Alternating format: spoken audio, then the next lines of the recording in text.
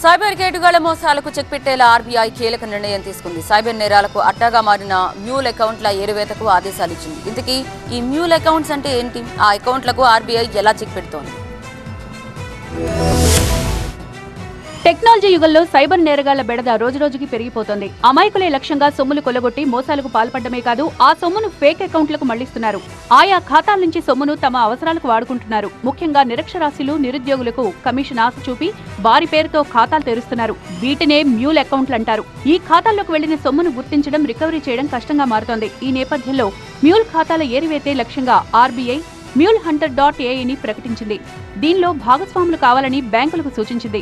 ద్రవ్య పరపతి విధాన సమీక్ష నిర్ణయాల వెల్లడి సందర్భంగా RBI governor Shaktikanta Das cyber నేరాలు, మ్యూల్ అకౌంట్ల అంశాన్ని ప్రస్తావించారు. సైబర్ నేరగాళ్లు దోచుకుని సొమ్మును దాచుకోవడానికి మ్యూల్ ఖాతాలు వినియోగిస్తున్నారని చెప్పారు. మ్యూల్ ఖాతాలు సహా వివిధ ఆర్థిక మోసాలకు చెక్ పెట్టేందుకు జీరో ఫినాన్షియల్ ఫ్రాడ్స్ పేరిట ఆర్బీఐ హ్యాకథాన్ నిర్వహిస్తోందన్నారు. దాంతోపాటు ఏఐ, మెషిన్ లెర్నింగ్ తో పనిచేసే MuleHunter.ai మోడల్ ను ఆవిష్కరించినట్లు తెలిపారు. ఈ మోడల్ మ్యూల్ ఖాతాలను సమర్థంగా గుర్తిస్తుందని చెప్పారు.